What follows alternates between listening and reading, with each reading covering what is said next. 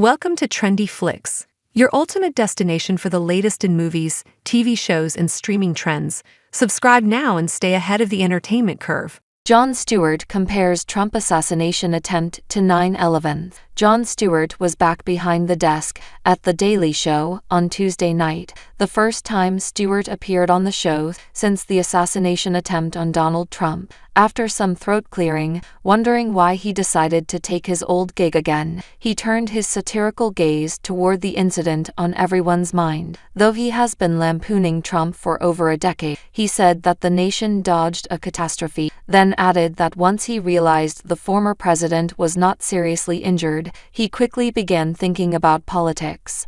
"I have a slight confession to make, and I'm not proud of this in any way, shape, or form, but I'm following social media during all this to find out who did it, because it's this pattern I feel like we now have in the country. When we hear about a horrific event, you're on pins and needles in this sort of reverse demographic lottery to make sure that the psychopathic shooter doesn't belong to your team. You sit there going, please, no Democrats or liberals or progressive. And we're all doing it," he continued. "We're all doing it because we have to know what our posture will be on the tragedy. Will it be an, I told you, or perhaps a circumspect, but let's not rush to judgment, we shouldn't generalize, and then it ends up being someone we can't even figure out in the first place. Belayed loner, white guy, registered Republican, donated to a blue PAC, argued conservative causes. I don't know what's going on with this guy. We don't know yet who's got dibs, who wins,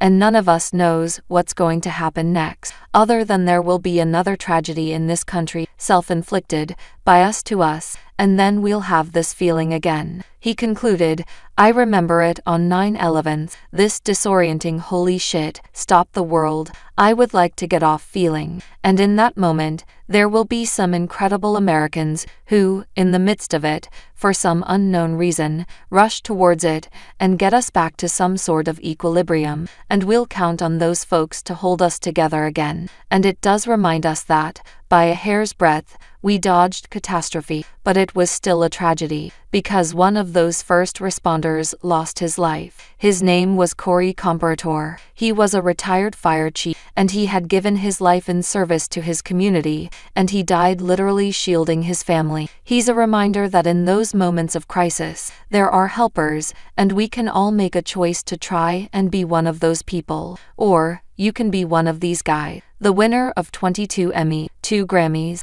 and 5 Peabody Awards was supposed to be in Milwaukee, covering the Republican National Convention directly from the scene. However, after the shooting, it was determined that the theater near The Daily Show, booked near the Fiserv Forum, was rezoned from the soft perimeter to the hard perimeter. Stewart thanked his production crew for making the quick changes to bring the show back to New York, and also thanked the mayor of Milwaukee, who he said had been extremely accommodating. He still, however, zinged Wisconsin Senator Ron Johnson, who gave some lip service in an interview to Unity before calling the Democratic Party a clear and present danger to America.